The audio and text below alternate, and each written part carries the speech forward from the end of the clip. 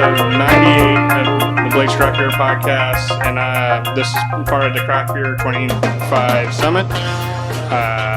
I'm with the Columbus panel this time. Like I said earlier, that I was going to bring some new voices in on this conversation because I feel like craft beer is a huge community, and I want to hear other cities' stories and what their opinions on how the industry is heading. So I have this awesome group. Please, whoever wants to start, we're at Seventh Son Brewing. Please introduce yourselves. So I am Colin Castore from Seventh Son Brewing.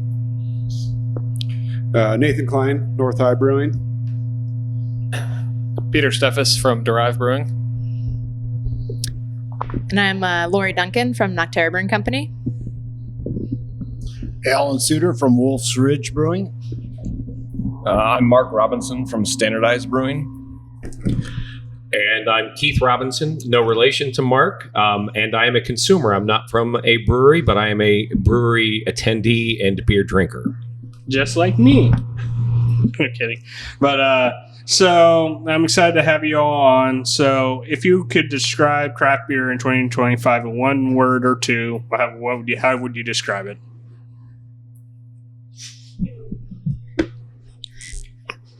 Resilient. Feeling better. Yeah. Challenging. Delicious. Still community based. Damn it, that's what I was going to say. I'll come back to myself. That's fine. You guys took all the good ones. I don't know. Delicious. Plateauing. I'm going to go back to the community base, so we'll do community base squared. All right, let's start with community. So how is craft beer? So I've always grown up with it being community. So is that still the strong centerfold of craft beer in your opinion nowadays? Since I said community based, yeah, I think craft beer is still definitely a community from a consumer standpoint. I also think that it has really kind of turbocharged the community feeling between craft breweries, just with everything that's gone on in the last 5 to 6 years. We're turning more towards each other for help and assistance and, kind of all in this together type thing still. But you just see a lot more, I guess, just that community mindedness when it comes to just the craft breweries here in Columbus in general, supporting each other. Yeah, I mean, I definitely agree. And it's still very community focused, highly community focused. It's just communities change and they ebb and flow and they, grow up and their needs change and you have to adapt to the needs of your community to stay relevant. And I think that's where, a lot of us are just looking at our business and pivoting and making some changes to stay relevant in our communities. I think that's important. Being the newest to this panel or to the industry, community means a lot to us with regard to starting out from where we were, being home brewers, not knowing what the hell we were doing, to becoming a part of this community, the brewing community, reaching out, asking questions and getting all the help in the world. And then it goes back to your customers. I think things are becoming more localized, just as you see the struggle across the beer industry globally. I think localization and being part of the fabric of your community is kind of where we see it up at Standardized the most. I definitely agree with that. Like a lot of the success that we've seen both here at Seventh and in German Village in Dublin are kind of the more we can engage our direct neighbors and our community in that sense, the more successful we are. And I think that beer itself, like reminding people that drinking a beer, people rarely think of drinking a beer alone. They think of drinking a beer with friends, drinking a beer. And that's what I think people have to kind of focus on is like the fun and, if you will, the community aspect of beer. Like what separates it from doing a shot of vodka? It's that you drink a beer, you can hang out with friends and you have a conversation, and those kinds of experiences and that kind of community is what's going to, I hope, help craft continue to thrive in Columbus and all over. I think you're a sociopath if you do a shot of vodka, but I'm not. no, I wasn't talking about you, Colin. I'm just saying in general. But no, I agree. I mean, many other industries, if you have so much competition, people down the street doing the exact same thing you do, you think of them as stealing business away from you. And I think that's the beauty of this industry. It's like those people down the street are my friends and I want them to do well. And I hope that they're doing well. And if we can learn from each other and we can like make each other better, that's like, I think the crux of this industry and definitely what it's become because, it's such a sad thing to see another brewery going out of business, which is happening all the time. I mean, Bookhouse just announced that they're going out of business in Cleveland, which is so sad because Vaughn was really killing it up there and such a good friend and making great beer. So like anytime that happens, it hurts, So I think like as a community, the more we can do to support each other, help each other through hard times and like really kind of drive that focus around what we actually like bring to the neighborhoods that we're in. It's so important. Well, and a different perspective from the beer drinker. I think I am different than most in that I on purpose travel to the different breweries that are around to try what they have and experience their tap room and their environment, their culture. And so I'm the different one when I sit down at a lot of places compared to those that are local. I have a couple that are very close to me. One sitting right next to me at the table that I can literally walk to from my front door, which is great.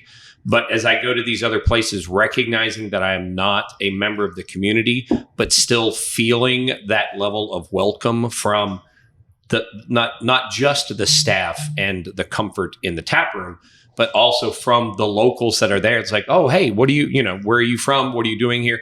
Come on in, try this beer. This is great. And being welcoming. I think it's kind of unique to this industry in that it's welcoming and it's collaborative between each other. Like you were saying, you don't want people to fail. You want people to succeed. And if someone's experiencing challenges, I've seen more quote unquote competitors reach out to help out those that are struggling for a time period and to make sure that they're successful. Because I think the one thing that everyone in this business recognizes is that, a rising tide raises all ships and everybody is more successful when everybody is successful. Yeah. So, just my 2 cents. I definitely, the more good experiences that our guests have with craft beer, the more they're going to buy craft beer and the more craft beer will stand out from the huge range of other things kind of invading the bev out space. Because just from my point of view, because people always, you're going to bars. No, I'm going to breweries. Because, not all bars, but some bars you walk in, and then the bartender or something is like, you're irritated you're even there. Where I go to a brewery, I've never, ever experienced that at any brewery that I've been to. All the bartenders are happy I'm there. They're talkative. Or if I run into a brewery, you guys are always down to have a conversation, non-podcast or a podcast. The craft beer community is so different from any other community I've ever experienced in my life. Because I work in a warehouse, but the feeling you go to a brewery, it just how you want other people to succeed, and I'm not better than you or something like that. From a warehouse where everyone thinks, I'm better than you and stuff like that. It's just a nice feeling change. Yeah, community with the different craft breweries is really what kind of got me into this industry to begin with, and even though it has been tough for a lot of us over the last few years, it seems like that has continued to be a really strong part of the industry, which is fantastic. But on the consumer side, the customer side, I recently ran into a couple of members of our loyalty club that have been members from day one since we first started it. And they're just as enthusiastic about it now as they were 12 years ago when they first started doing that. And I know they're also community or loyalty club members of some of the other breweries around the table here. So, that's really encouraging for me to see how the industry, the people that are working and building the industry are still practicing that support for each other, but also how much our customers are still very passionate about it with us. Yeah, one thing I definitely love about the craft beer industry is you can go into any of these breweries and the staff is going to say, hey, what are you looking for? You know, I think we all know that we're not experts at every single style, but the people that work there are frequenting other breweries in town, and they're going to say, hey, well, if you're looking for this, go here. If you're looking for that, go here. Talk to so-and-so. It's such a community, they could probably even name the bartender that you're going to run into. And, you know, we can't all be experts at everything. It's nice to think that we are sometimes, but, you know, it's good to be good at something, do things well, but have the other ones in town that are doing those really well and being able to support them by recommending them as well. It's like Colin would recommend, where do we get the best shot of vodka? I mean, it was like when I was doing that Derive, that's how I met you. Then all of a sudden, my buddy John Luce from Loose Ends just shows up, and we just started taking shots of Vodka? No. As long as it's not Malort, we're okay. No, I forget what it was. Just take it down. It's those green bottles and plastic. Yeah. I got to taste that for the first time, and yeah, but the fact, you know, just you go how cooperative everyone is, it's just a nice feeling. So, yeah, coming from more of a restaurant background, and I think it's something that breweries have to hold on to, even as a lot of us dive more into the restaurant and beverage or food and bev, the food side of things, and we've been doing it ourselves personally more, but it's still just your average brewery feels different from your average restaurant. It feels more like a place you can gather, a place you can naturally bring your friends to, your family, people who are from out of town.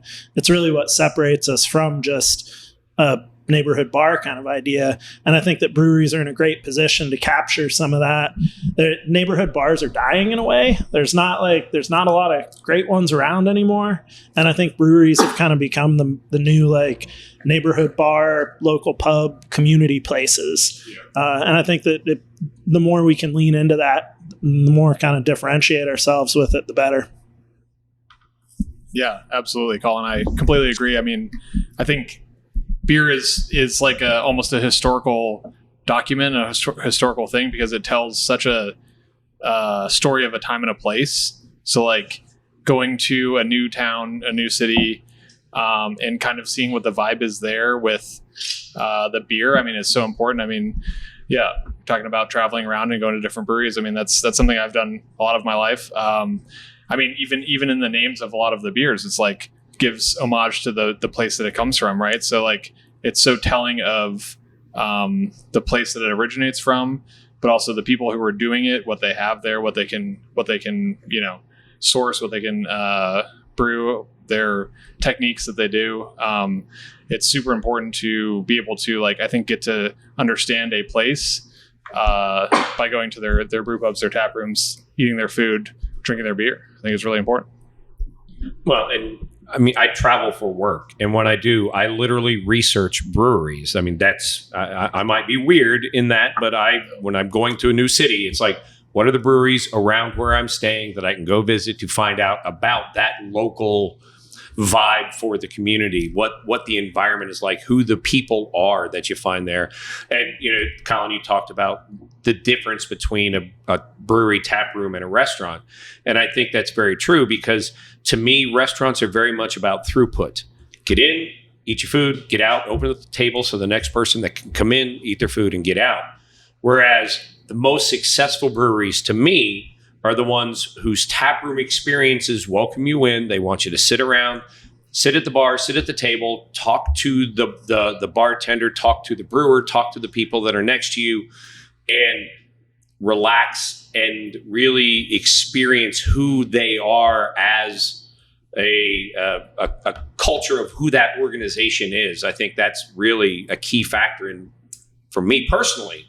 And it lets you know the town when you're traveling. You're like, hey, this brewery's like this. This town's kind of like this. Absolutely. I can't tell you the number of times, and for those that can't see me, I'm wearing a kilt. I am Kilted Beer Reviews. That's what I do. I go around, I wear a kilt, and I review beers. And I walk in, and people look at me kind of, a little side eye coming up, like, what the heck is this guy? Who is he? And as soon as I sit down and I start talking and I start, going through the beer and describing what I'm tasting and having those knowledgeable interactions with people that I know kind of what I'm talking about. I mean, I've been a home brewer for 35 years. And so those interactions with people outside of where I've been, it's great walking into Standardized. Mark knows me. A lot of his staff know me. I walk in. When I walk in someplace else, I still get that welcoming feeling that I don't get at a restaurant or I don't get at the local dive bar or whatever, because it's a completely different environment. That's all I can say about it. Yeah, I mean, and I think that one of the things that's really interesting about experiencing different brewery spaces is that you'll learn that different breweries are interested in different things. And so like one brewery might have a hyper fixation or a hyper focus on, it might not even be a product. It might be a process, or it might be a community event, or it might be something else. And, it is a neat way to explore the community, and breweries are not built the same. We're not all the same. Whereas what you were saying about restaurants, it's, largely about throughput. It's like we all kind of have our passion projects that we dive into. And that's what I think is fun for the consumer to experience, is that when you step into a space, we're kind of mad scientists exploring different aspects of this complex, industry. Absolutely. Yeah, I think, part of that, traveling to different towns, seeing different breweries. I mean, before we started Derive, people were coming to visit Columbus. I'd be like, you got to go to Wolf's Ridge, you got to go to Seventh Son. Because seriously, that was, in my opinion, some of the best things that this city had to offer. And, people would be like, okay, but you're just telling me to go to breweries? I'm like, yeah, that's what we're doing here. Like, what are you talking about? That sounds like paradise to me. Yeah, right. We still every Friday and Saturday afternoon here, you'll see, and Sundays for people leaving, you see people with their travel bags. And I love that. I love seeing the people, somebody from out of town came here, they found us, they stopped by and said hi. It's a great feeling. Every weekend.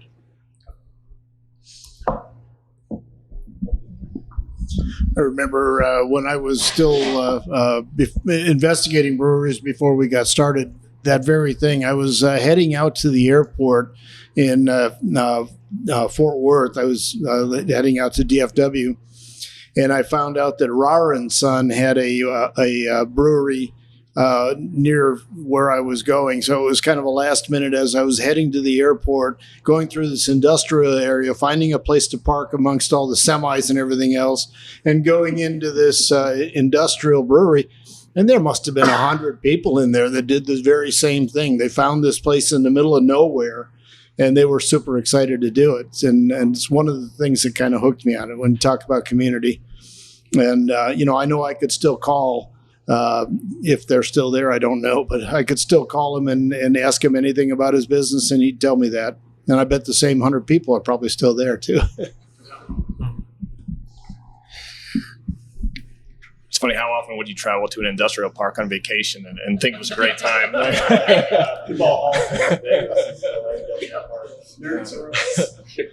No, that's a good point about people grabbing their bags and coming on a Friday afternoon. I see that a lot with other brewers too. Again, a different aspect of the community, but brewers go to breweries, they check them out, they support each other. But when I take my staff and we have time off, it's like, all right, what breweries are we going to hit up now? If we travel to go do something, what breweries are going to hit up? It's always the main question we ask, which is important. But again, it's just another part of community is the brewery industry too. I forget who touched on the whole, neighborhood bar aspect. I think that was you, Colin.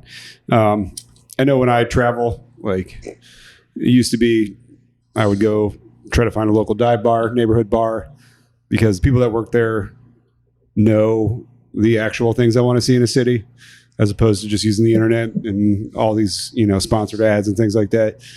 I think breweries have kind of become that place because you see a lot of the same people that worked in dive bars, worked in neighborhood bars, are also working in breweries. So you can go in there and talk to any of the bartenders, any of the staff, and they're going to tell you all the little nuggets about like what is around there that you want to see, and the hidden gems and things like that. And that's definitely one of the things that I really appreciate about just like the craft the brewing scene. So,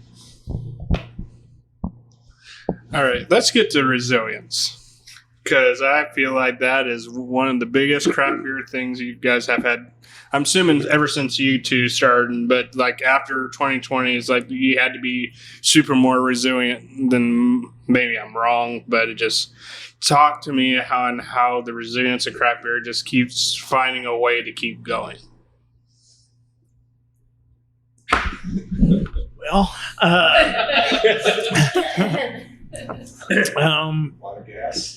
yeah, I mean, we just keep looking for different ways to make all the different projects that we've tried make sense. I touched on food a little bit. Like, it's becoming more of a food and beverage game for a lot of us, I think, than it is just beverage. And getting people to come out, it's not quite as easy as it used to be to just get somebody to come out and see you if you're a brewery.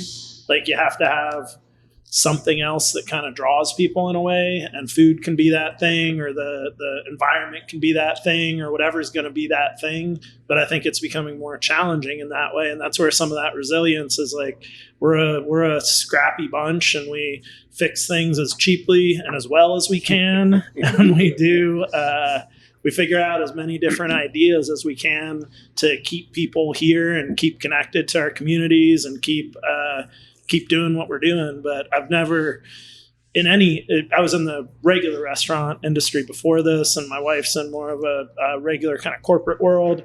And I can't think of another industry with as many people who work as hard to make their business work and just make it work somehow.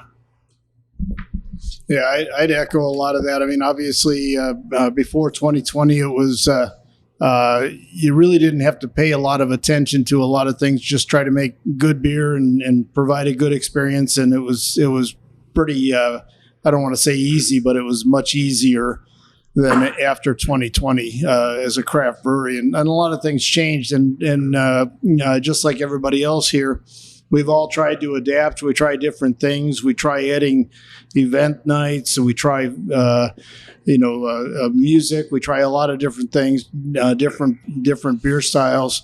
And for us, it meant a period of kind of a financial focus that we didn't have to really worry about prior to then. We really had to buckle down and start looking at recipe costs and packaging costs and all those kinds of things to try to mitigate. I've never been so excited to save like 4 cents. 4 cents. That's right. Yeah. And those instead of pack decks, those are more environmentally friendly, right? So yeah, super exciting. But yeah, it's exactly the kind of a thing. And that's what we've done over the last few years. And now it feels, I said early on, it was feeling better, feeling more hopeful.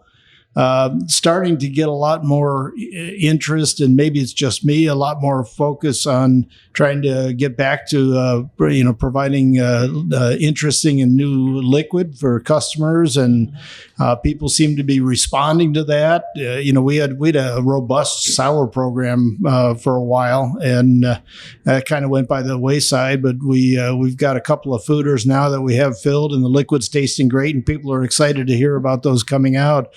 And that's the kind of thing that I think when you talk about resilience, that, like you said, beer is a part of history. It's been around for thousands of years. It is run through the course of human existence. And I feel like that's always going to be there. Yeah, I mean, and I think one of the things that differentiates like craft beer and craft breweries that a lot of your consumers don't really get get at a surface level is, you see a restaurant. If a restaurant wants to scale up, a lot of times that means adding extra shifts, adding more tables, et cetera. When we want to scale, we're making a significant investment into our business. And so I think a lot of us scaled, a handful of years ago, and it's a mature market. It's also a fatigued market. I think that fatigue is starting to wane. People are getting sick of being couch potatoes and staring at their screens all day. There's a big shift culturally back to analog, back to like getting out. How do we get people out of the house again? And a lot of that looks like a return to social settings and a return to, craft breweries. We were having a discussion earlier about how younger kids, like why aren't younger kids drinking beer? Yeah. Why aren't kids? And some of it I do think goes back to like the Nathan, you were saying the weirdness of COVID, but that wasn't just a weirdness of COVID for kids. It was also a weirdness of COVID for everybody. Yeah. Everybody got used to being home. Yeah, habits are hard to break. And you get in the habit of hunkering wild down. Explosion right after where everyone went out. And then it's just been kind of like, we all shifted the package to survive. yeah, like, dude. Yeah. But coming out of it was also a challenging time because you had to incorporate social distancing and all the other. I remember like June 1st, I think, was the day that Ohio opened back up, but you had to have all those things in place. My friends and I, there were a number that might have exceeded suggested guidelines, shall we say. We went to a local brewery. They had all the social distancing. We had our little pod of people. They had a little cigarette and cigar patio that no one was using, so that was our spot. The first day that you could go back out, we were back at a brewery and right there and ready to go. Yeah, that month was pretty nice for all of us, I think, actually. Yeah, and I think there was a lot of pivot and a lot of investment that came with COVID. And for example, when Nocterra opened in Delaware County, we were the only brewery with a canning line. And to think about opening a brewery without a canning line now is just and so but a canning line is expensive. Like, we opened with one that cost us about $60,000. Even your smaller lines cost $15,000-$20,000. And I think a lot of resiliency is like when we want to change something in our business, it's expensive. Like it is expensive to change something in our business. And that's where we get so strong, and that's where we have to pivot so hard is that, if we're adapting to consumer needs, we got to find out a way to do that with all the investment that we've made into our business. Thank you, by the way, for letting me come up and experience that canning line. Oh, yeah, you're welcome. For Parsons. Yeah, no problem.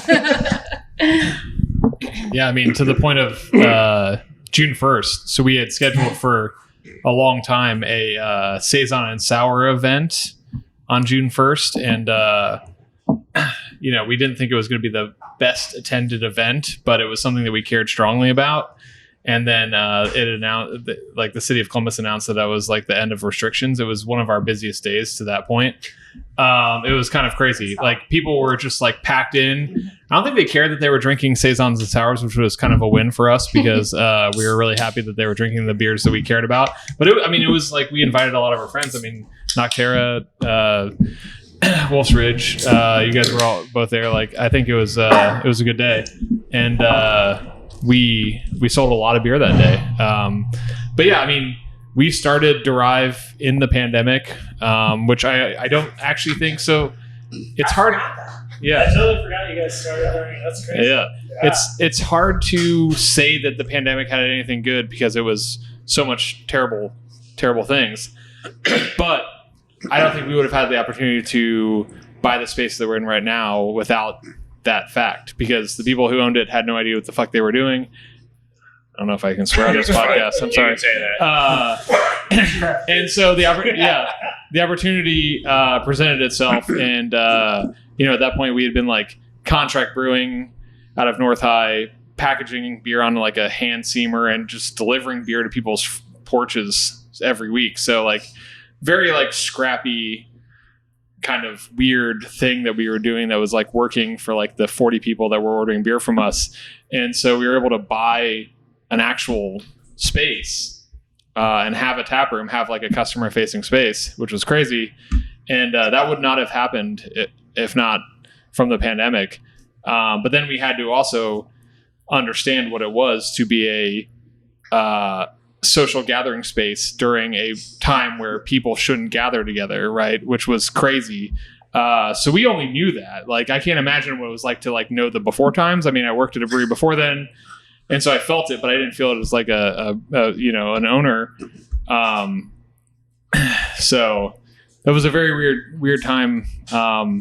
But the resiliency was there, and I mean, it fell so much on like the people working there to like take ownership and take care and take like stewardship of the space, and be, the best people they could be the best like servers and bartenders that they could be to like make it work. So yeah. Sounds like such a dystopian story, the before times.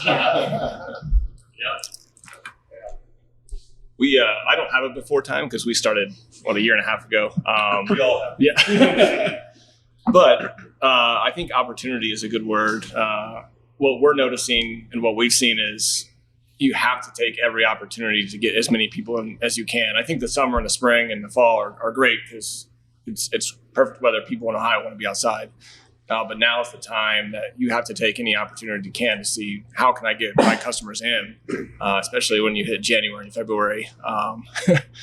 For us, since we don't can and we don't have a canning line, we just sell at a tap room. It's any opportunity we can, and the creativeness and the staff just finding ways to survive. And I guess being resilient is what you have to do. What do you mean? In January, that's when I think my drinking goes up the most because it's so cold. There's nothing else to go do. We love customers that want to drink in January. Please come in. Hopefully that just whatever people's choices. Obviously, we support them and they're great. Yeah. But yeah, I wouldn't mind if it went away. I always say we're not pushers, but There's gotta be yeah, I'm not gonna be a pusher. Self-interest but- does come into play just a little bit. Yeah, and I think a lot of people get the impression of breweries when you come on a Saturday, like a Saturday in June or something, and you go to a brewery and you're like, oh man, this place is packed. These guys must be just killing it. It's like, come on a Monday in January and tell me what's going on. How about yesterday Yeah. with the rain and it being the cold? weather- the Oh weather- my yeah, God. the weather Yeah, swings. Columbus, Ohio, If it the rains- seasonal change is it's always when the shift happens. Yes. Like right when it Mhm. the first bad day is Yeah. the first way. It's like And if it rains at 7 o'clock in the morning and doesn't rain the rest of the day, everybody has already decided not going out. I think to Lori's point, which is a very, I think, important one, the capital investment that we have to make at any stage of breweries to expand is kind of crazy. I mean, we bought a canning line, which is not a big canning line, but it costs a lot of money, and it's on a cart, and we can can one can at a time. We can can about 10 cans a minute, maybe, and we did it. We put a lot of money into it. It was about $42,000 to make sure that we were investing the most money we can into getting the best product out there that we can to our consumers.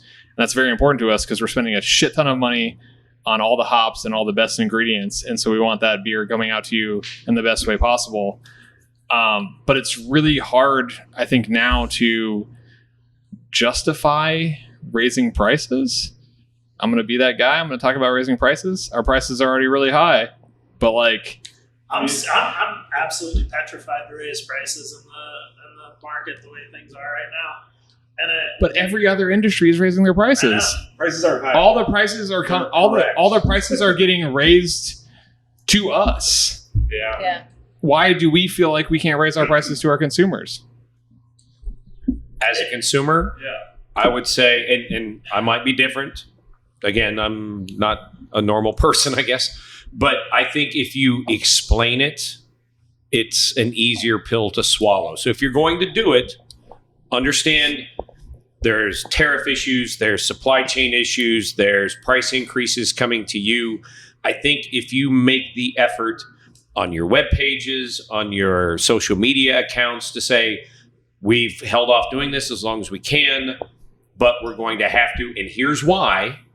And then the other thing is if and when, I big if there, things ever normalize a little bit, it comes back to account for that same thing. So the margins stay the same based on what you're doing versus, well, now the prices are down, but shoot, they were buying it for that, so let's keep it at that cost. As a consumer, I think the communication and responding to those things does a lot to make it easier for us to swallow that pill. Because I know that like in California they're doing what, $13 a pour, or I would like to just. Hey, I want to say something here. We as craft beer, we're always a higher price point than macro. Because we're the higher price point, we're the highest tier. You increase those prices, it looks like we're, just taking people's money. But during this time, all the macro prices have increased, but because they're still lower than craft beer, no one complains about that. And they can afford to incentivize bars to do regular, like $3 pints, $4 pints, this and that. Oh yeah, and like grocery store rebates. Yeah, they do the rebates, they do all those things. We're still paying our people well. All of our costs have increased, and we're just doing more with less.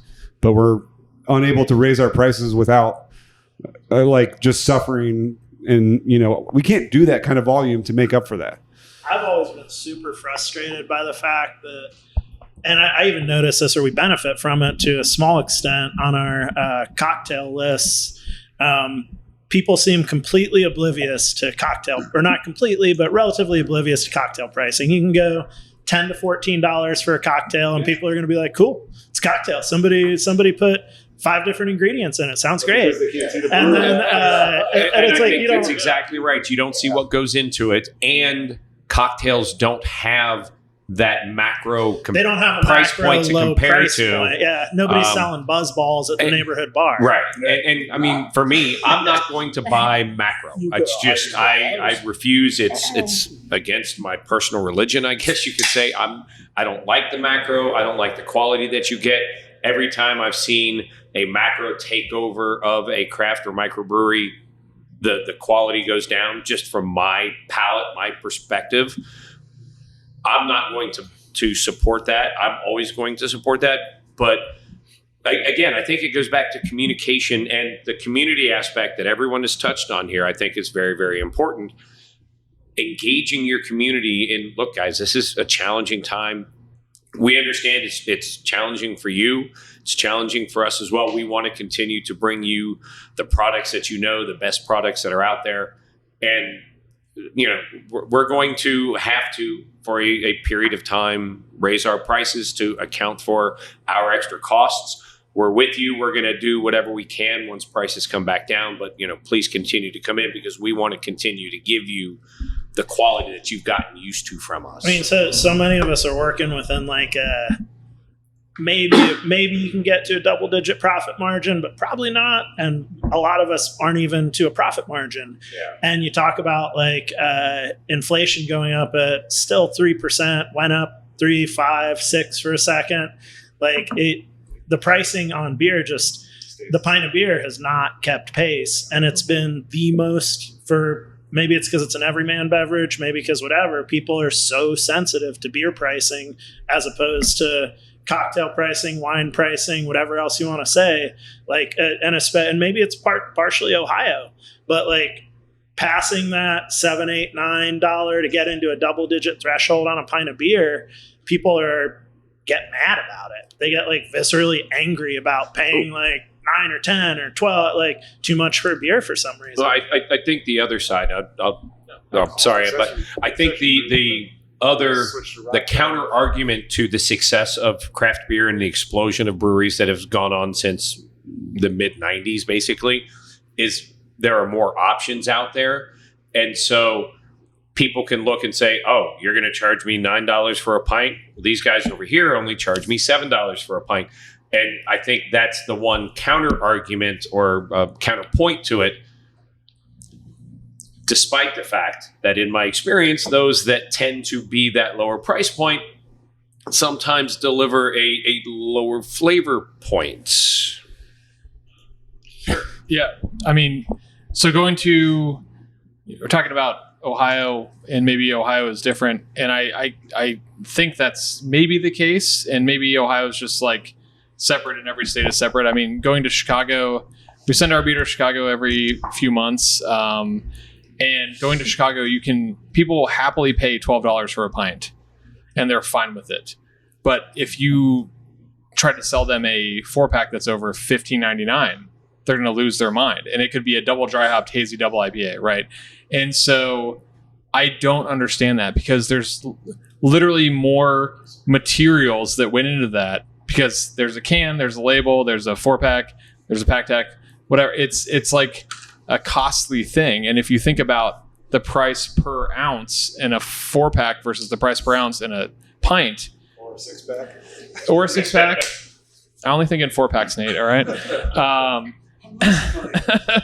Yeah. It doesn't make much sense, right? So I'm struggling to like understand the habits, and we make very small amount of beer in comparison to I think everyone sitting at the table. I guess I don't know what your volume is, but and so we don't have a distributor, so like I think we can kind of do whatever we want, right? And I agree with you 100%. But we have to be also sensitive to the people that are trying to spend their hard-earned dollar on the product that we're putting out there, and we want to make sure it's the best product possible. But we didn't start Derive with the idea that we were going to make concessions. So like when we're charging you $19.99 for a 4-pack, it's because we put a shit ton of fucking great ingredients into this goddamn beer. And and I want you to drink it, and I want you to be wowed by it, right? And I think that's really important. That's like delivering on the idea of craft beer. But I get it. I mean, I get it. I understand why people don't want to spend money on it, but I think you should, And So- I think everyone should raise their prices. I think we just raise prices and then we put a live feed to the brewers shoveling grain out of the mash tun and Education. and pouring, Awareness. pouring bags into the the mill. How about when we write checks to the water company, the electric company? Let's not talk about utilities here in Columbus right now. Jeez.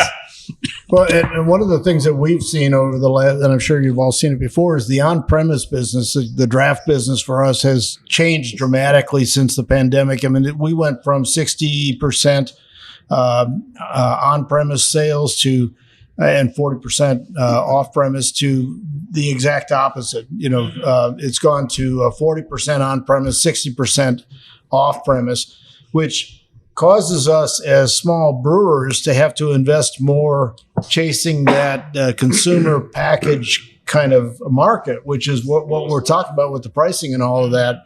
And the market is always changing. I mean, every time I turn around, it's like, well, we need to get into slims. Well, to get into slims, I got to buy a new canning line. In order, we need to get into boxes instead of pack techs. And, I price and that's out a quarter boxes. of a million. It's insane. Yeah, It's not even. Yeah. Right. you're not making any money. Yeah. So I feel like the shift, that 20-point shift, for us is one of the factors that is driving the huge costs increases that we're seeing as craft brewers, and hoping at some point that people start going back out again and start demanding good beer with their good food, and we start selling more draft. Yeah. And I think, every industry has some natural ebbs and flows. And, my background actually is in product development and retail. And what shook the retail world 12, 13 years ago were retail apparel. But what shook the retail apparel world were Forever 21 and Zara, and kind of like these race to the bottom fast fashion brands that came into retail and change the consumers' minds about what their purchasing habits should be. And we're definitely seeing some of that in the beer and beverage industry right now as well. But there's been a settling, and I follow trends in other markets, and there's been a settling and kind of like a a reemergence of premium and what people's perception of premium is in like retail and what they're willing to spend their money on. And I can only think that craft beer represents a little bit of the same thing. We as an industry have gotten a little bit hung up on trends, and it's like, what are people buying? Lagers. All right, everybody's got a lager now. We've all got craft lagers. Is that exciting for the market anymore? No. Like, do you want one on draft when people come to see you? Yeah, absolutely. It's like you want to supply that community. But to your point, Pete, it's like you guys are putting really good ingredients into beers and you want to be recognized for that. But you also want to have that thing that your Miller Lite or your Bud Light drinker wants when they come in the door, because we are about community as well. And so finding that balance between, what the consumer wants and really showcasing your product is tough. And for that lager that they're getting at our bar, we're serving it on a Lucre faucet, which is very expensive. And we're using Weyermann Barca malt that's come from Germany that's extremely expensive.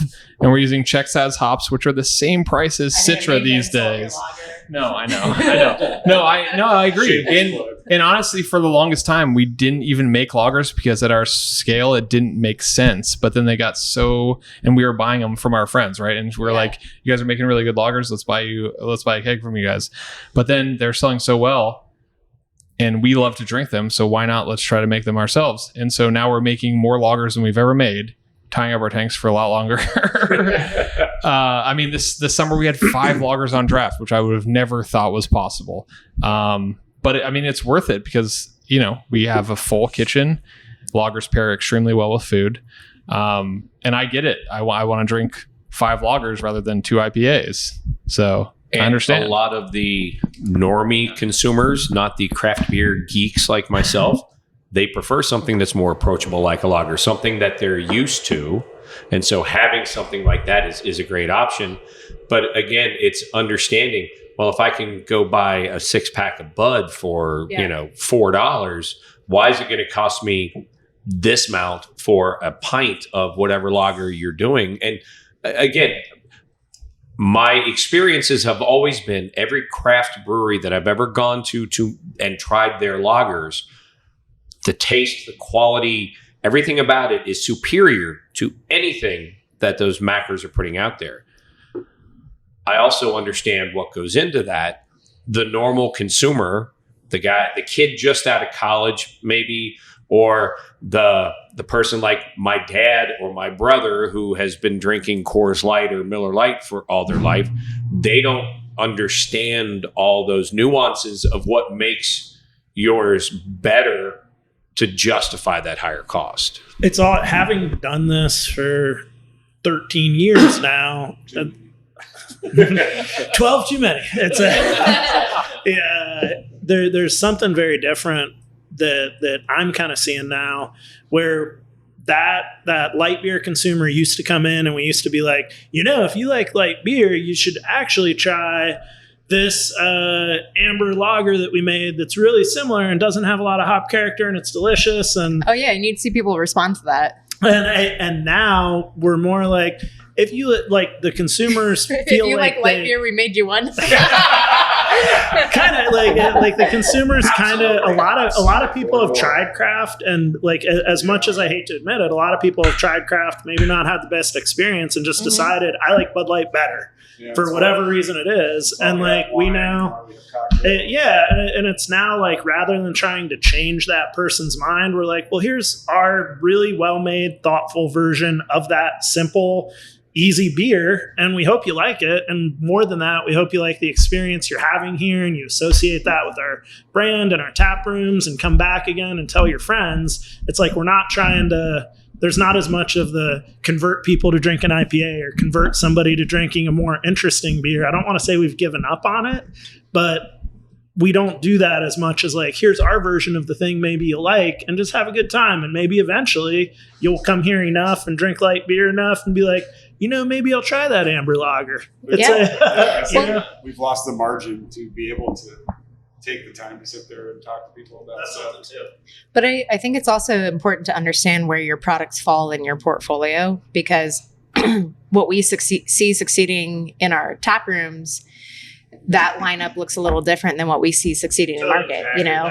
And, you know, it's like we make a light lager. It's called Classic Nocterra, and it's delicious. It's crisp. It's clean. It's easy drinking. There's not shelf space for us to push that to market. We tried for a little bit. We do Seventh Son Light, and we tried for a minute, and we will never compete with people who have a 120 barrel system and are able to buy printed cans and can do $15 12 packs or whatever it is. So we have it for our tap rooms, but and I think that's part of the resilience too, is just understanding like what goes to market. If we're putting beers to market, how are we putting it to market? Who are our accounts? Are we distributing a small footprint? Are we trying to get every grocery retail everywhere? And we're not going to put our whole taproom portfolio to market. That's where a lot of people like struggle is, you know, what's successful in your taproom. You try to take that and replicate it out in the field. What works in your tap room is not necessarily what works in market, because you're just competing against so many other things. And that's part of that, like learning and resilience too, is just, you know, balancing your total portfolio. And, you know, I think that's interesting that you talked about what succeeds in your tap room, because most of you guys have multiple tap rooms in different locations. So is a question for me is one location different from another with regard to your clientele and what they drink? 100%. Yeah. I mean, we have two. That word community, right? Your communities are different.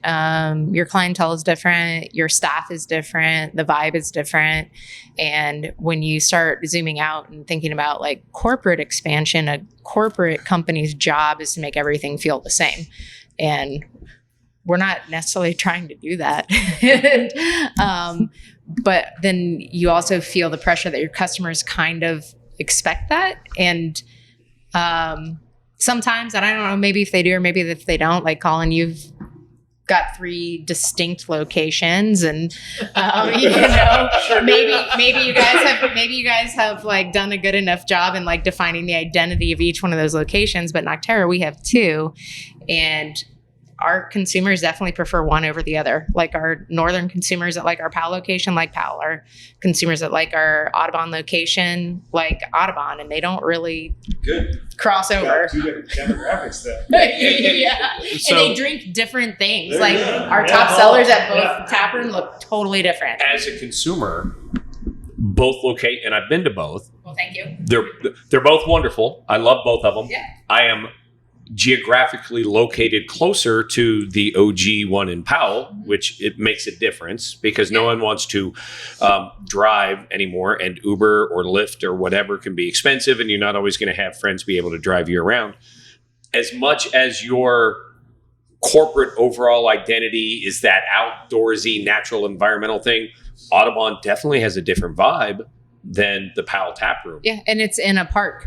100%. Yeah, exactly. But it's different. It's the same ownership, but you've got different staff, you've got different clientele, you've got people that are now they're experiencing our brand. We've been around, we'll be 7 years old in February, which we're still kind of young in the industry, but we'll be 7 years old in February. We have people experiencing our brand for the first time, and they're kind of defining the culture of this southern location for us. And you kind of have to decide how much you want to control that and how much you want to let it take shape on its own. Yeah. Well, and I will say the other thing is, because very rightly you brought up the challenge of getting shelf space in, grocery stores and whatever. That to me means that your taproom experience must be that much more important.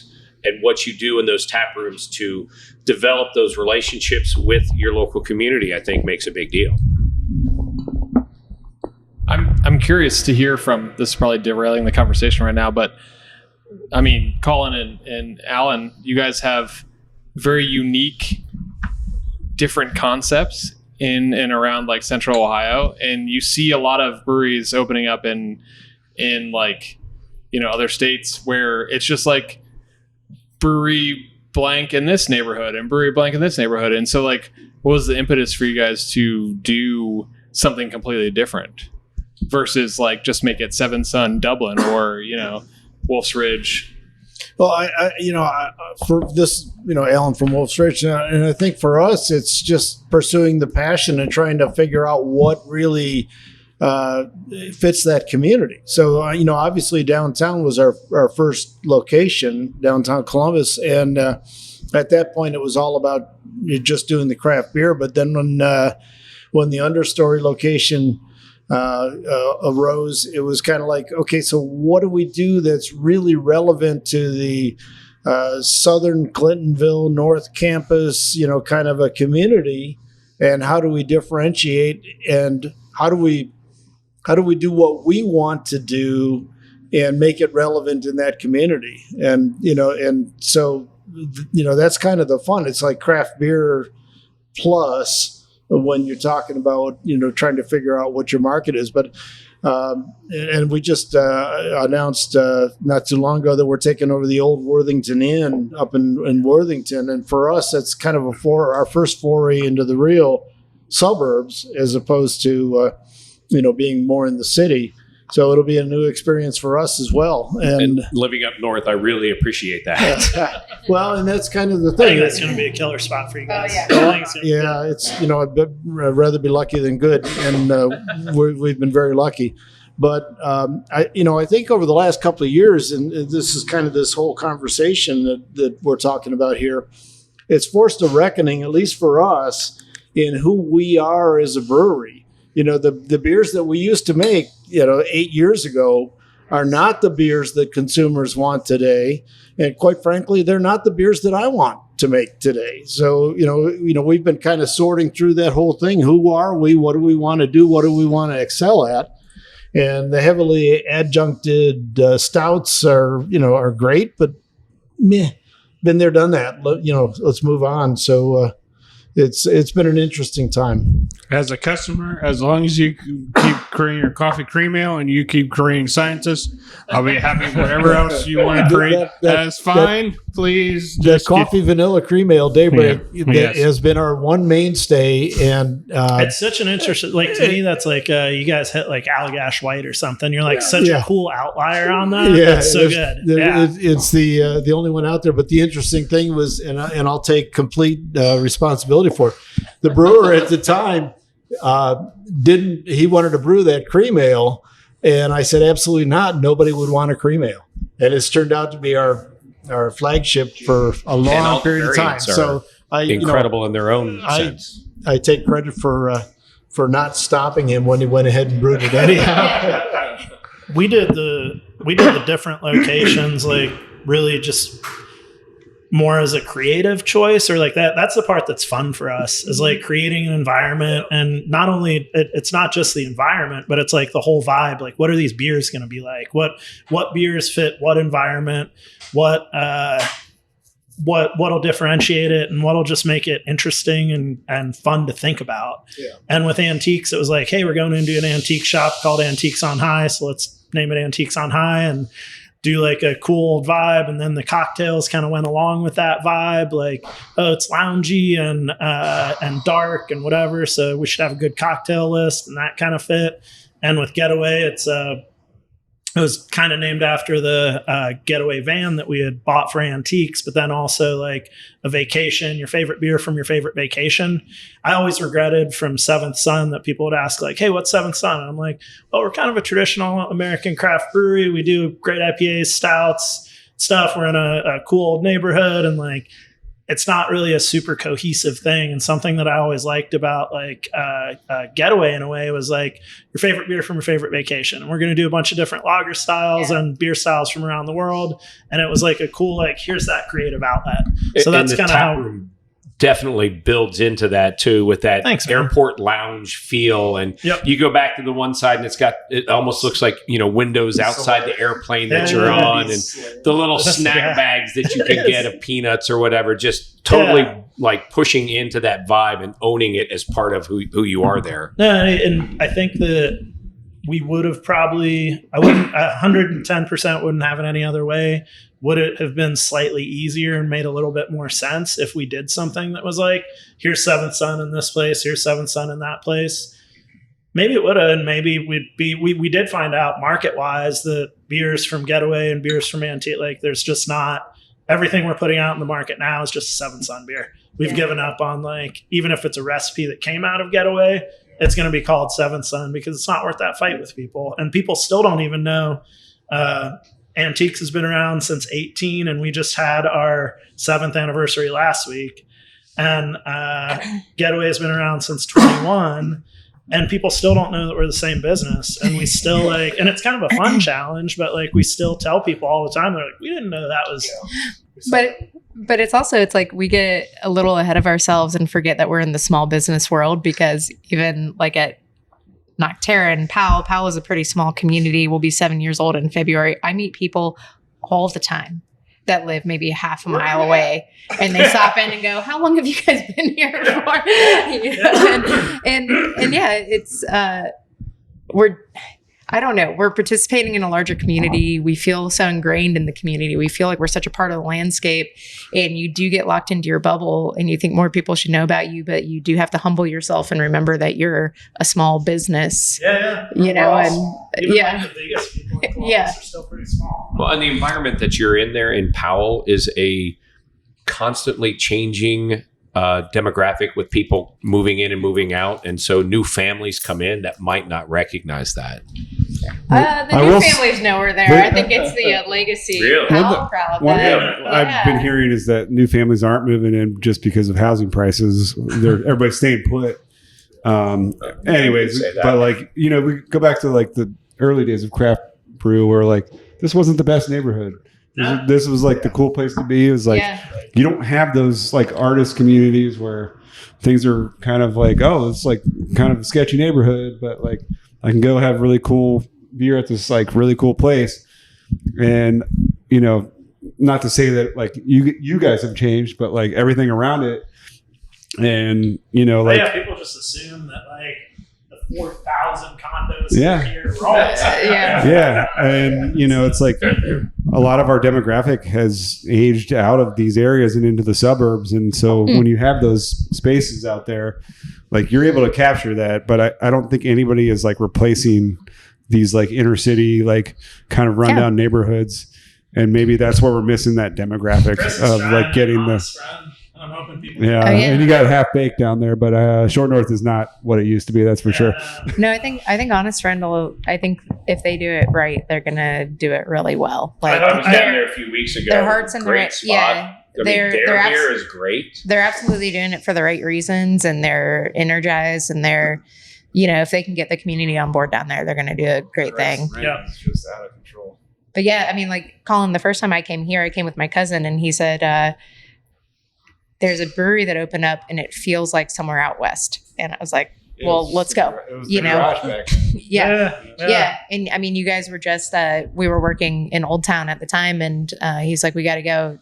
This brewery feels like somewhere it feels like I'm in Denver. It feels like and you guys just brought that vibe and that scene to this area. And and a lot of what happens here on 4th Street, I mean, you guys are certainly a part of that. And I think those of us who have maybe taken that. Oh yeah, how many toilet flushings do you hear on here, Blake? None. Okay, great. There are none. That's why. But I mean, you know, This some of is us. a very soundproof room. Who does the best toilet flushing? Yeah, some of us who have taken the opportunity to, you know, get involved in craft beer. We've put it in places that, you know, are maybe hungry for it because Seventh Son and Wolf's Ridge open up downtown, and then the tertiary communities get hungry for that experience, and that's just opportunity for people like us for standardized, you know, et cetera. And you know, you guys aren't exactly downtown; you're kind of in the midway there in Clintonville, you know. And it's like, you know, let's not talk about. Yeah, I mean, Lineage did a great job for a long time. I mean, it's hard to talk about Clintonville without talking about Lineage. Lineage is still even new to me, as far as I think of, like they're on the slightly newer side of. We must be infants then. They're are they 7? We'll be 7 in February. Okay, yeah. I mean, they're gone, but they were. Oh, Lineage. Yeah, were they your class? They were a couple years before us. Okay. Yes. Yeah. In between. Yeah. But I mean, they they're where combustion is now. They like primed the neighborhood for a super hyper local brewery that was very community based, very tap room driven, which is what we started out as and what we still very much are. But like, we couldn't have done it without them. And now there's 3 breweries in Clintonville, which is kind of crazy. Us, Combustion, and Yellow Springs, and they're amazing neighbors. We do a collaboration series every year, and it's such a cool part of town to be a part of. Like the people there love to walk and ride their bikes and just come hang out. So it's awesome. I only go to Derive, so I love it. But the biggest thing I want to say is I don't think you as brewers and brewery owners get enough credit for changing areas. Seventh Son, I mean, back in Dayton, Warped Wing changed that area. Then Rhine guys, if you look what they're doing down over the Rhine, and I mean, there's many others you can say how much that area has changed. I mean, then you look at Matchery as well. I mean, you could keep on saying different breweries going to a different place and how much that area starts evolving and changing and for the better.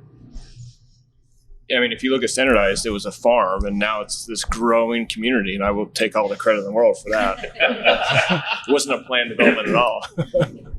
Yeah, small business comes in, fixes everything, and then corporations come in and ruin it, right? So we've made it through 2 words. Yeah.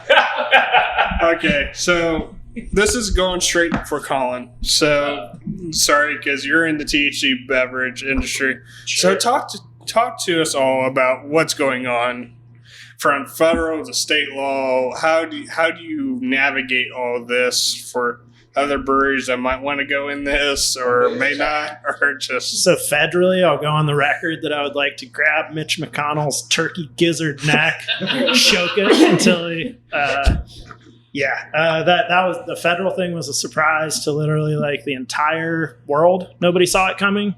And there's already people working to reverse that. And I think it will get reversed at some point because it's other Republicans who are working to reverse it. And there's just a ton of money in the industry now. There's almost as much money in the Delta 9 industry as there is in the regular THC industry, and nobody wants to lose that money. It's you just can't tax turn revenue. your back on the hemp farms that have opened up and brought economy and industry and huge risk. It's more a matter of federally how long it'll take to get fixed than if it'll get fixed, and hopefully it'll be soon. But then statewide, we were literally 2 weeks. If the law was done for beverage and they were only debating the class of hemp dispensaries that they wanted to collect or create, and the beverage laws were pretty favorable. It was 5 milligrams on-prem, 10 milligrams off.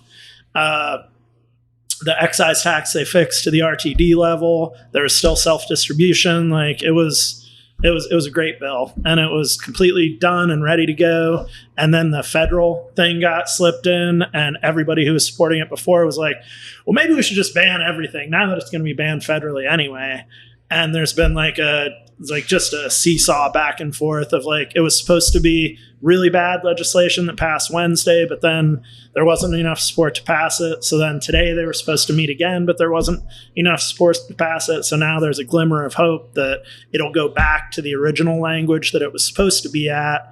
And then there's the potential that would make Delta 9 THC similar to regular marijuana, where federally it's illegal, but state by state it's legal, but you can't cross interstate lines. So that's kind of what we're hoping for right now. But it's been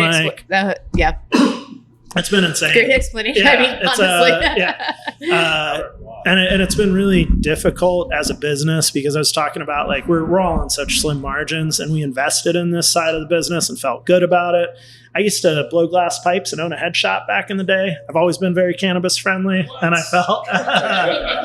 felt pretty good about being a part of it. And I think that it has a valuable place as like people who want to take a break from beer, or people who like to have one hemp beverage and one beer instead of two beers. Like, it's fine. People should just be able to drink what they kind of want to drink, and it's no more harmful than beer is to anyone. And I have a lot of, I don't understand this just kind of knee jerk, drugs are bad thing that's happening with it. Cause the whole country seems to be past that, to saying like, sure, marijuana is a drug. Maybe it's not the best thing in the world for everyone, but it's fine for a lot of people. And why are we so worried about it? Or if we're not that worried, if we have legalized alcohol, why the heck don't we have legalized pot that makes sense at this point? Yeah. Because it's just not that much different. It kind of feels to me like part of the issue here in Ohio, and Colin, I'll defer to you. You're much more involved than I am on this, is that you have the marijuana lobby with the dispensaries and everything else lobbying, spending money, supporting politicians, and trying to drive all of it through the dispensary channel. And then you've got the THC beverage channel that wants to take that out.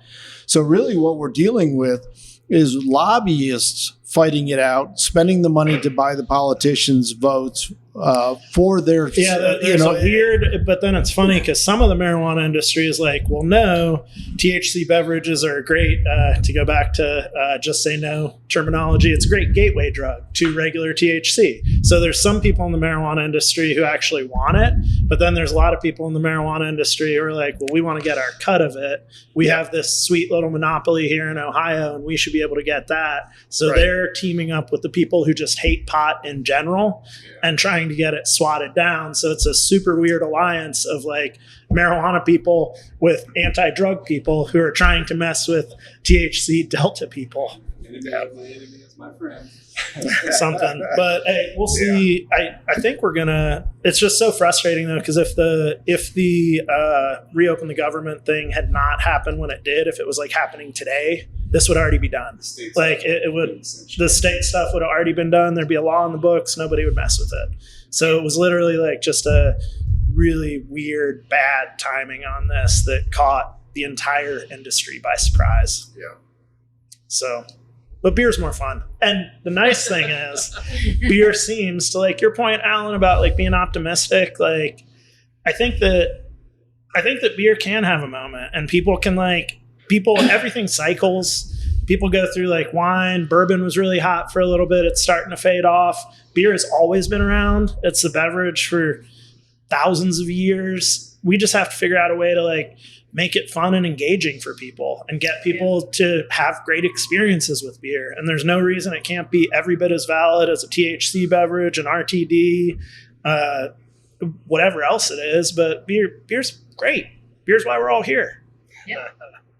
So what, outside of that, what are some other challenges you guys are obviously bring people into tap room, beer sales are down. What are some ways you think you can do to help bring them back or bring people into your places?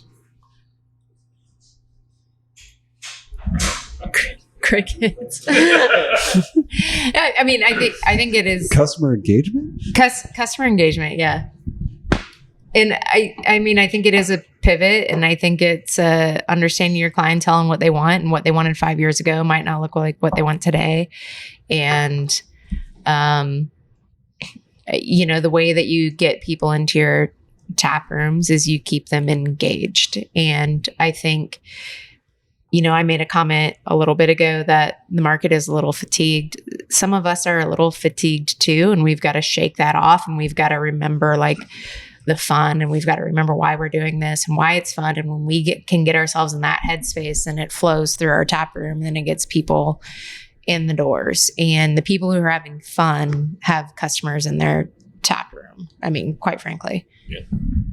I think it hits both the terms we talked about earlier as community. I mean, it goes back to the community piece, and then resilience, to your point, getting fatigued and trying to come up with new creative ideas to get people in the tap room. I think if you hit resilience and community, then you can outlive it and bring more people into the tap space. I would add a third word into there. which is intention. Nice. Because I think intention tells a huge story, which is why you're doing it in the first place, right? If you can convince people that your intentions are to, I don't know, rally around this thing that you love so much, convey your passion to them, give them reason to believe. I think that's a huge part of bringing people into your tap room. Drive events around that intention, that passion. I mean, we recently did a Lord of the Rings weekend, which was kind of crazy, and we we made it all about Lord of the Rings. We had a full menu rollout of just Lord of the Rings themed food. We had 4 different Lord of the Rings themed beers on draft, and it was incredible. And people were, I'm going to say it so many times, okay? Lord of the Rings Fellowship of the Rings, the extended version, Lord of the Rings Return of the King, the extended version. No. But I think that the key word, that intentionality that you have, you're not changing who you are. So as long as you stay with who you are, but you meet your community at where they want to be, I think that's the perfect solution. One thing, which, when I was at Parsons was a little bit easier, obviously taking over at North High, a little different. But I know Nocterra does it really well, is your best marketing is your customers. And you guys really drive home the community thing. And it's pretty obvious by just your engagement on social media and things like that, that your customers also are huge ambassadors for you guys and do a really good job of promoting things. So yeah, thank you. I mean, and it goes back to what you were saying, Pete, on the intention standpoint, or, you have to be authentic to who you are. And if you're trying to run a business that is not authentic to you, then it gets away from you really quickly. And even when you are running a business that is authentic to who you are, it can still get away from you from time to time, and it's that's where you have to show up, and, decide who you're going to be and what you want your business to be and what you want people to feel in your space. And, there's a lot to be said for authenticity. It flows through your channels and it flows to your customers, and, word of mouth advertising is one of the best components that any business can have. And we have never really invested a whole lot into PR or outside marketing. We're definitely having a renaissance moment where we're kind of experimenting with some of that and trying to figure out how to get the message about Nocterra out a little bit more. It feels different. And that's another thing that a lot of us are up against. It's the social media that we used to rely on 6, 7, 8 years ago, that has changed. And we used to be able to tell our authentic message in a very direct way. And we can't do that. We can't rely that message. No, there's too much noise out there, and we can't. They've changed the algorithms too. Completely changed them. All the algorithms have changed, and if you're not savvy on how to engage in.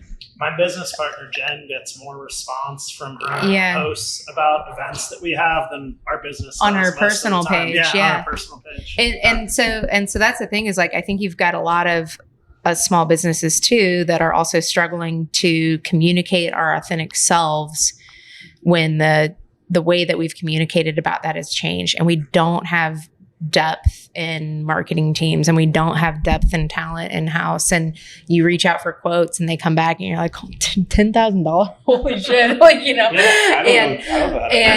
And so that goes into some of the resilience and the authenticity. And it's we still need to get the word out about this Lord of the Rings weekend that we're having this weekend. What's our best way to do that? And you just have to constantly pivot, and you have to rely on word of mouth and rely on your fan base, and make sure that you're staying in touch with them in a way that feels good to them. Yeah. I think to that point, the authenticity behind the message is really important. And I think that has become a lot, at least for us, of as much as I don't want to do it, me getting behind the camera and talking about the reason why we're doing things. So to tie it all into the points that we're making earlier is why are we charging a lot of money for the beer that we're making? It's because we're putting the ingredients in it for a reason, the intentionality behind it. We're selling a story of the beer, the brand, hopefully the desire for you guys to come in and drink it. I think that's all really important. I do see a lot of breweries in the industry doing it too. Is like putting, at least someone who's touched the beer behind the camera and telling you as the consumer why they should care about it, which is really important because I think, there's so many options, there's so many reasons to go a different way. And so like, give me a reason to go your way. Right. I think that's important. We've started doing some more, because of some of these social media things that you're talking about, Lori. Like we switched our POS provider over to Toast not too long ago, so that has more integration with direct SMS stuff. So we're basically trying to like sign up for our program so we can actually reach you directly, and we're trying to use it very sparingly. But we're going to put out one really good deal this week and see how many people pay attention to it. Yeah, because you have to figure out how to use the tools that bigger businesses are using, but use them in a way that feels authentic to you, right? Yep. And so if you get into like SMS, if you get into some of those like push programs, how do you keep that from being noise? But at least you control the channel, and you know that it's hitting somebody's device. And like our old school email list has a phenomenal open rate, but I feel like that's because we send out 1 to 2 emails a month. Correct. Not like J. Crew that's sending me 5 things a day, even though I bought like 2 pairs of pants in 2 years. You do look like you shop at J. Crew. I'm guilty here and there. And that's just part of it too. It's like, we have to play by the rules that businesses that have more resource than us, they can command those spaces, command those channels a little bit better than we can. But we've got to integrate to ensure that you gotta try our everything. message is reaching our consumers, Yep. And social media is just not really reaching consumers. We treat our social media pages now more like a website. And so it's like, we're loading content on there. How are we being selective about the content that people see, and it's like, so your strategy on social, like it all has to change and ebb and flow. And sometimes some days you feel like you're just tossing stuff down a void, and some days you feel like it works, It's like if you don't do it, you're also involved. Well, I think a lot of it too are accounts like mine, which are the consumer, the end users, versus a brewery specific page is where like I try to make very intentional posts for me of I visit a brewery, I'm going to describe it, I'm going to describe the beer, I'm going to put this is just my opinion of this beer. Some styles I like, some styles I don't like in general. But I try to be very upfront and honest. Like, well, this is not my style, but it's very true to style is how it's made. And I think even going, reposting or engaging those folks that are coming in and sharing content about your place, I think has a pretty decent a reach for it is what I've found. Absolutely. Like the more content that you can get out there, the better. And that is for sure. I think that where a lot of us are struggling is just trying to understand, like, for example, we got into like SMS about 1.5 years ago, and some people might already be this. I went to school for freaking fine art film photography, right? Okay. And now I'm trying to like understand what SMS means to my business. And so, but we had to dig in to make sure that we're populating people's searches, and when they're on Google or Apple Maps or this, that, or the other, that if they're looking for beer or food or this or that or the other in our region, that we're coming into their search, right? Okay, well, AI has now changed the game, and now there's something called like, what is it? AES or AOS or there's there's something, because people now are not actually physically typing into Google search, or when they do, they get the quick answer, and it's like we have to react and respond to that. And so we can flood the market with as much content as we want. That's going to actually improve Google, and it's going to improve AI, and it's going to improve all these other things. But word of mouth, to your point, Nathan, best. Yeah. It's best. Like building that authentic word of mouth audience is best. And that's something that's super challenging for a brewery, especially like Nocterra, who's trying to grow and scale a little bit.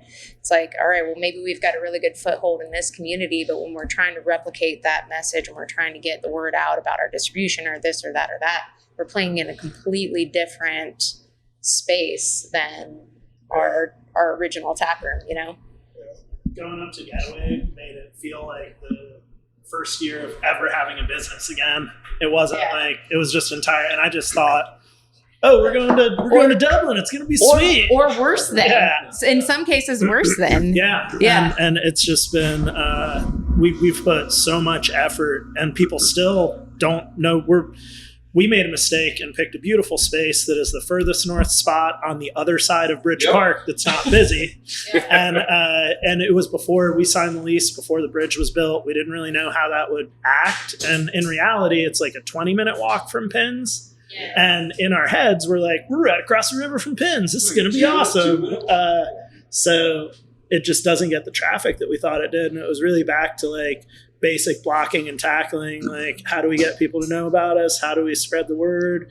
How can we engage the neighbors? How can we like all of those things? And it's been that now for almost 5 years, continually still trying to like break into that market that's different from our kind of home base that was here. I'm sorry, I said AES earlier. I meant to say AEO. I just wanted to correct myself. Yeah. I guess my question is, and I don't know if there's a good answer, and maybe we can talk about it, but it's like, how did we start, right? We started by being in shitty locations where no one knew that we were there, and like people had to like find us, right? And they had to find us word of mouth. They had to find us because like they read it on a beer advocate forum or something like that. Like that's not where we are existing now, right? Like how do we flip this around, not do the thing that everyone else is doing, and kind of bring craft beer back to what it was, right? If everything is cyclical, this is maybe coming back around. If those are what we're seeing, if that's what we're seeing in the trends, like how do we try to bring back that authenticity to our brands, to our like spaces in an era where like, you know, we're trying to understand email lists and whatever. Like that's great. I mean, we do it too, but that's not how we started. Like, how do we start? Like, where do we come from? You know? Yeah. How do we capture the people lining up for cookies and things that used to line up for craft beer? Do we just make it so scarce again that they just? I would actually say bakeries are the new craft brewers. They do seem to be that way. I just went to DC for a college visit with my son, and there was probably like 15 breweries in like a 5 block, or 15 bakeries in like a 5 block area. It's nuts. Yeah, I guess I would argue that you know, sometimes trying to figure out what the gimmick is to pursue is not what we want to do. I feel like, you know, going back to our roots and you know, what makes a really, really good beer, and what makes that beer an experience. What brought us into the industry, and that was finding an amazing Dunkel and experiencing that for the first time and learning what that is. My brewers all roll their eyes at me, but a good saison. I like a saison. I mean, please, that's a fantastic, a well done one is really good. And I feel like kind of going back to our roots and doing what we love to do and doing it really well. And then, of course, exemplary treatment of our customers. When they come in, it needs to be an experience where they come out of there feeling like $1 million. That even goes back to what you're saying about like, what would you best little businessy advice I ever got was just about beer was from the guy who they did the Chicago brewery. They have the Daisy Cutter. Half Acre. I had a good conversation with the Half Acre guy out of the blue because I went to a Siebel class in like 2010 and had access to him and talked to him. And he's like, you just have to do, you have to do what you really want to do and assume that there's enough other people like you out in the world that you'll get a following. And you just have to do what you really like. Like I'll add on to that now. You have to be conscious of trends. You have to follow what's in the market. You have to like see what's out there. But at the end of the day, you have to create the kind of experience you would want to have. I'm old. I want people to be really nice to me when I go out now. So like to your point, like people have to be really nice. And if people aren't really nice, it's really forgettable for me. And I'm kind of like, do I want to go there again? Yeah. Like it's all of those things. It has to be a really good beer. It has to be something interesting. It has to be better. It has to be what you would want when you go out at the end of the day. Do your thing, do it really well, and have the ability to flex a little bit to the trends, not completely change your course. Yeah. Well, and Colin, you come from a restaurant background, A little bit, yeah. ish, you know, and I think a lot of us come from like very, very, various backgrounds. Some of them involve heavy customer service, some of them don't. And, really remembering at the end of the day, it is about the customer. And a lot of good brewers and a lot of good breweries learn that on the fly. And consumers, to a point, have been very understanding and supportive and resilient to some of these organizations, like learning that on the fly. But that's, I think, where we are in the market now. It's like you have to offer a good customer experience, or there's tip fatigue. There's this fatigue, like there's just a lot of fatigue out there, and people are connecting their dollar with the experience that they have when they go out. And a lot of businesses like breweries that have learned that on the fly, like you've got to get up to speed, or else you're kind of shrugging your shoulders and going like, oh, why aren't people coming anymore? Yeah.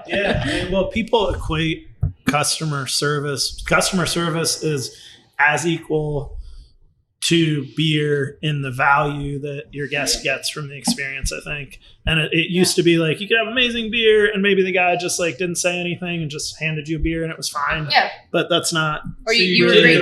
Or you were grateful. Yeah. Or you were grateful to be there and get a beer and you didn't care about the customer service, right? And you're still going to tip 20 or 25% at the end of your visit because you like the beer that good, right? And people just aren't in that headspace and in that mindset anymore. It's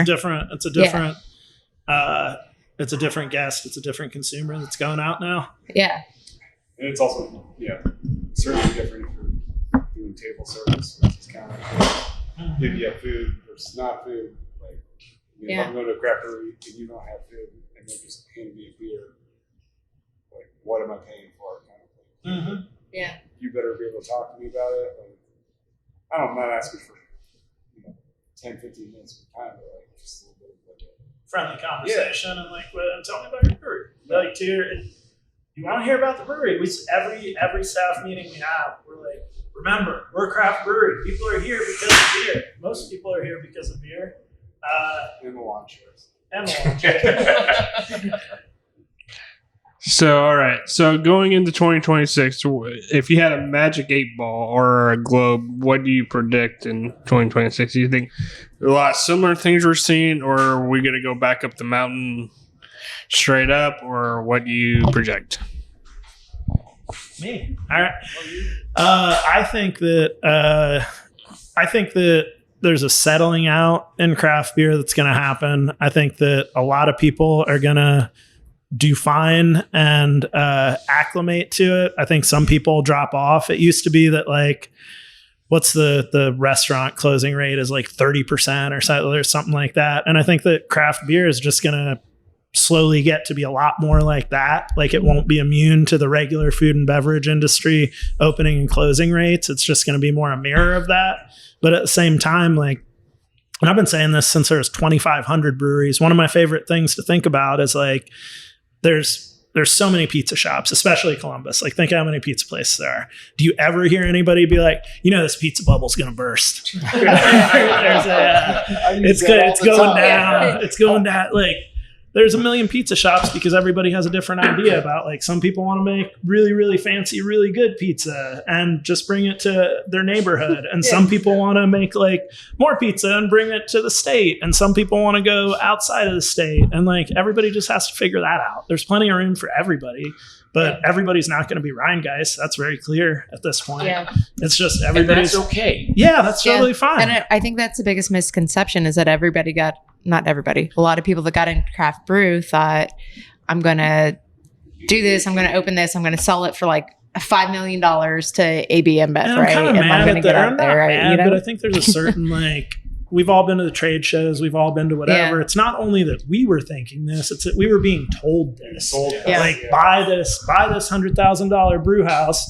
You should really upgrade to the 150 one because then you can make 5,000 barrels. And like, it's so easy to like add a zero to everything. And we were getting pushed that from our hop vendors, from all of our vendors, really. Like, you can be bigger. You're only doing 20% next year. You could probably go up 50% next year if you bought a bigger X, Y, or Z. Like, Well, and I have those contracts. Yeah. well, and I do think it's a big thing in our industry. A lot of people that get into craft beer, like, maybe don't have a whole lot of experience with vendor relations previously, or they don't have a whole lot of experience with,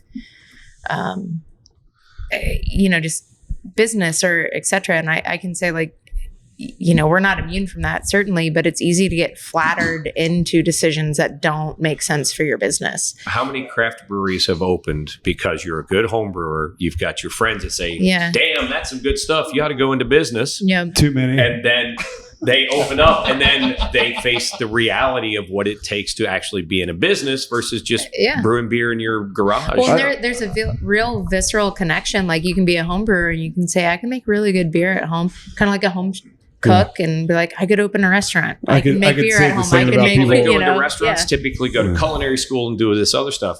You don't have the same level. There's a lot of that. I don't see a lot of people with MBAs opening up breweries because, No,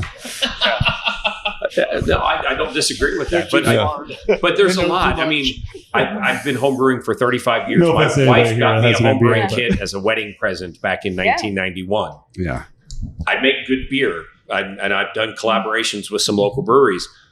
I have no desire to go into the business side because I understand and recognize all the challenges that you guys have to face. And the ones that you see around now are passionate not only about brewing but about being successful, and so whether that's our expertise or not, we're putting in the work to make sure that it continues to be successful. Not just, hey, this craft beer industry is going to just keep going, to the moon, and we're just going to ride the wave and make poor decisions. Like, we're all still here for a reason, and it's because we have that passion. Well, and we're digging deeper into the things that continue to keep us afloat, not necessarily successful, but like ideally towards success at some point. I think our market here in the Columbus area is also a little different from the market in Cincinnati or Cleveland, which right, wrong, or indifferent are perceived to be bigger craft beer markets. I think if you look at things, and I actually did some research and made some notes in preparing for this, since last year, there's only really been 2 closures here with Species X and Granville Brewing. Everyone has either maintained, or there have been some new breweries that have come in with Bridges End and Honest Friend. You've got Voodoo moving in. You've got Dank House and Endeavor both adding locations. And so this, and even looking at Spires Brewing, who really tiny little brewery up in Lewis Center in a strip mall, they lost their liquor license because of administrative issues in renewing it. It took them a long time to get it. They had worked through a month, 6 weeks of the rigmarole of getting their license back, and they were able to maintain. I think there's something about this market here in Columbus that's different from Cleveland, different from those perceived bigger markets, that, not to downplay any challenges that any of you are facing, because I've seen it, I've heard it, I've had those discussions. I think we have a little bit of resiliency here that some of those larger markets might not have. We're all tired. No, you're absolutely tired. So and tired. Well deserved. Is it nap time after this? No, but no, I think to your point, something I see for 2026, which, we've seen in many more developed beer states, is that breweries are opening that are people who have come from other breweries, which hasn't really happened that much in Columbus and Cincinnati and Cleveland, but happens all the time in Denver and Chicago and, San Diego and Portland and stuff like that. So like, I think the city and the idea of beer here in Columbus was like so fledgling in like 2012, 2014, when kind of like the craft beer scene was kind of expanding and growing exponentially. And so we're really getting to the point where, people have worked at Seventh Son, like with Honest Friend, like opening up, which is amazing. And people have worked at Wolf's Ridge, or people have worked at North High. And like those breweries have then fostered a new kind of like generation of brewers that are coming out, opening in their own brewery, but then are kind of like resilient and like aware of these points, because of their education, their jobs that they've had. They're aware of the stuff that's happened. And they know how to maybe, work towards like, a good solution. So I think that's something that I hope for 2026 for sure. I think we're going to see some very intentional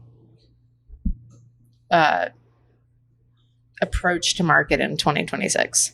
Like, honestly, like I think people are being very considerate about the portfolio that they're putting to market. I think they're being very considerate about where they're spending their time, where their operational dollars are going. I think, it is a more mature market, and that doesn't mean that there's not room for every type of craft beer brewery in this market. It just means that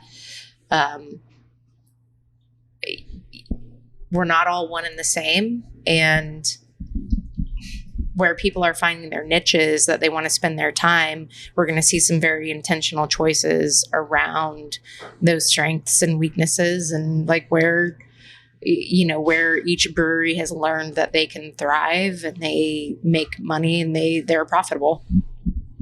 Yes, I think we should all make more Saison. I agree with that. We should absolutely. The 100%. Saisons are the nectar of the gods. Yes. Thank you.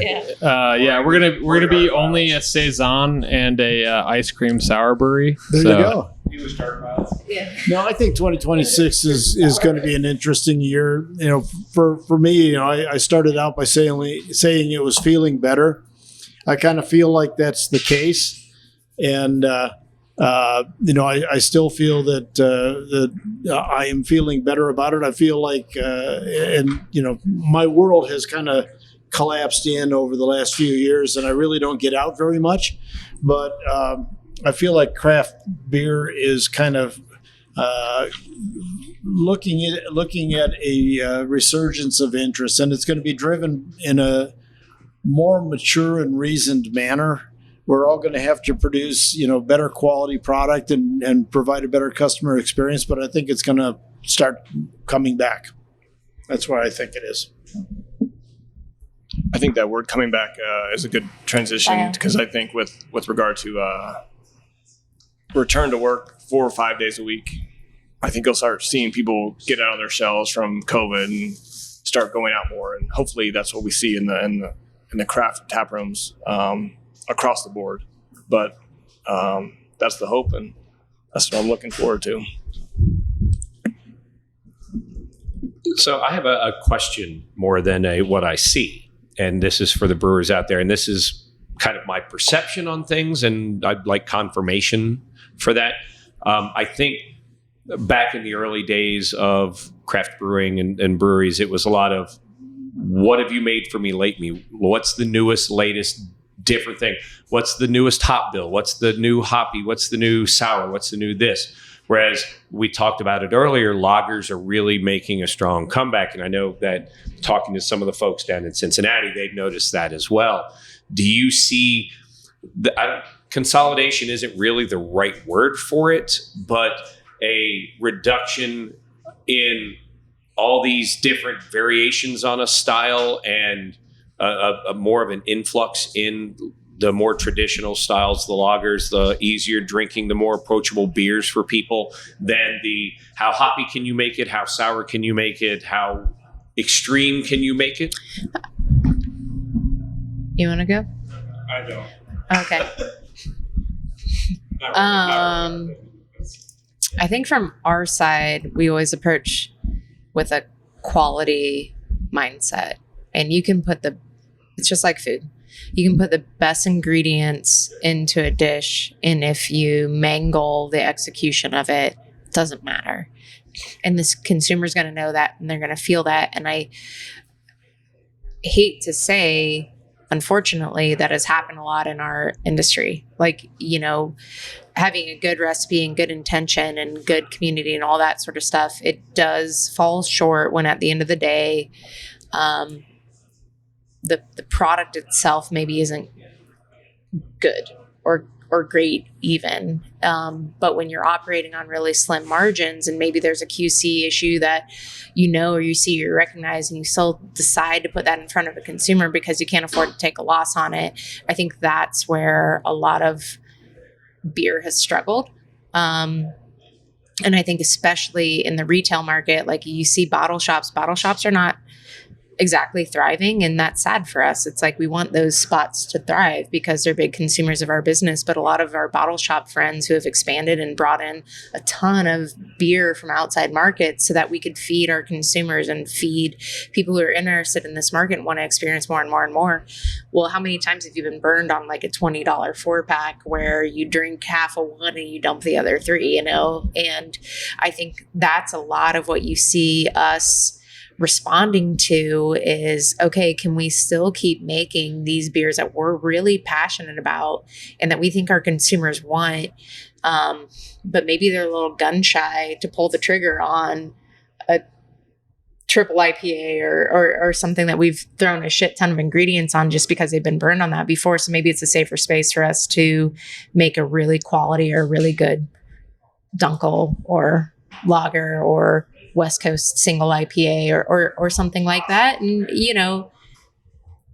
I don't know, maybe that's where it just needs to be better communication where we're bringing our consumers along. But, Colin's back.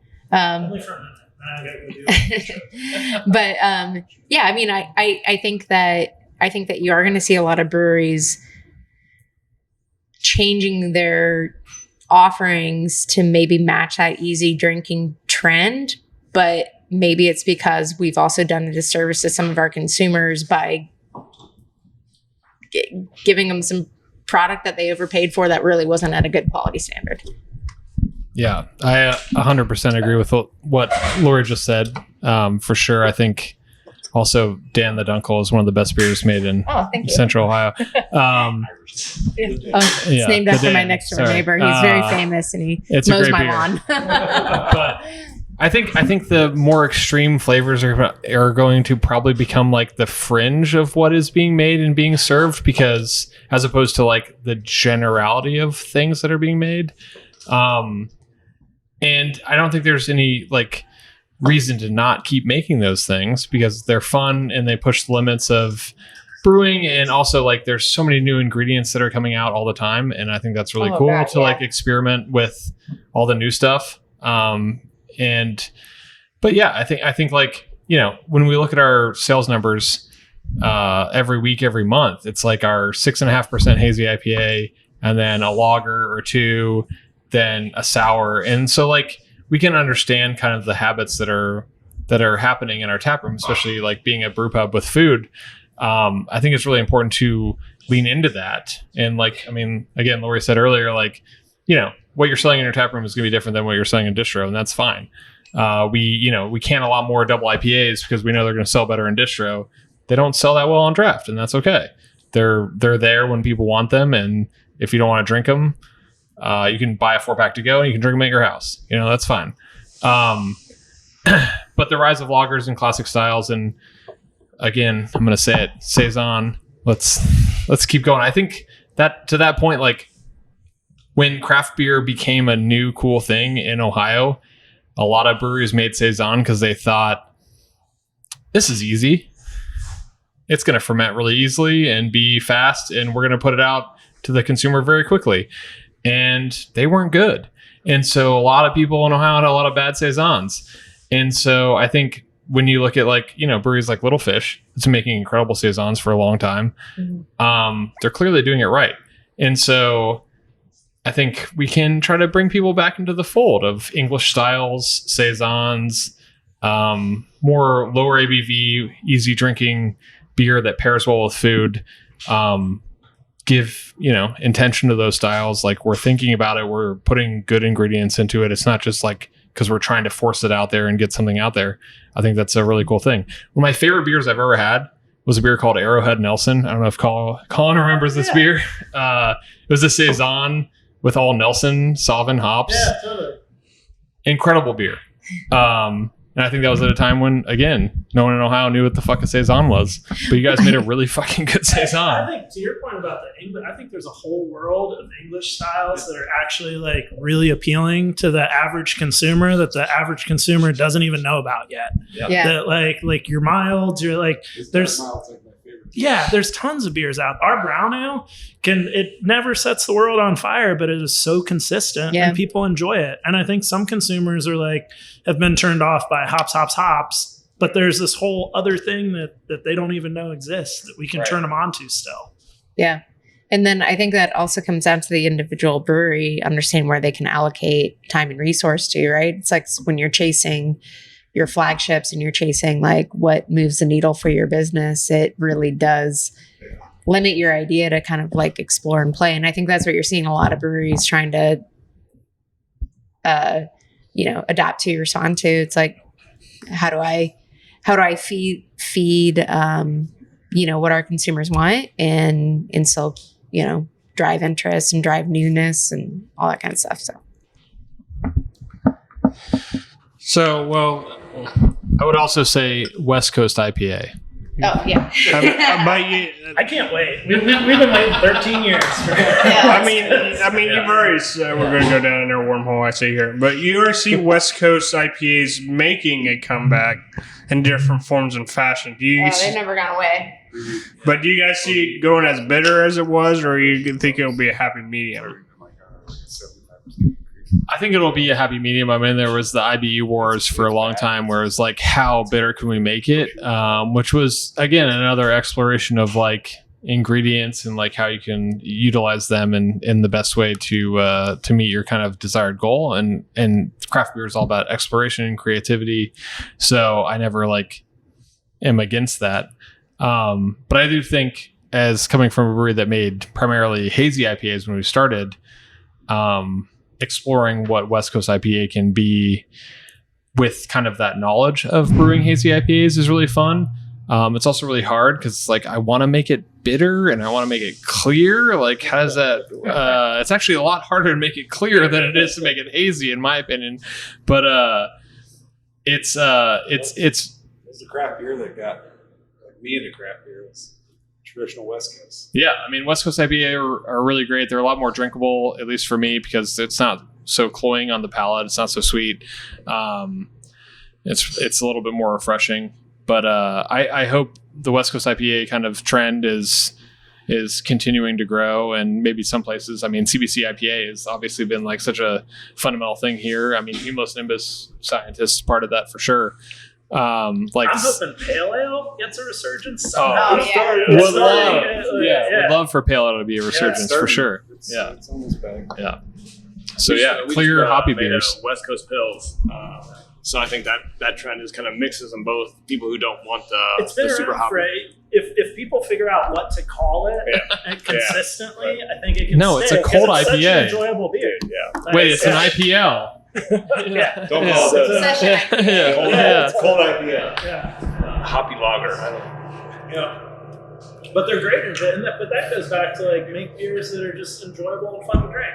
Yes. Tastes good. If you like it, chances are, if enough members of your staff like it, even if it's not your cup of tea, if people like it who you trust, chances are there's more people like them. And they're going to enjoy it, and they're going to come to your place and love it. Well, I thank you guys so much for your time tonight. It's been fun. Most of you guys have been on. Some people that have not been on, you will be on for your solo episode in the new year. And thank you for spending your time with me. It's been fun. Thank you. Cheers. All right, see you,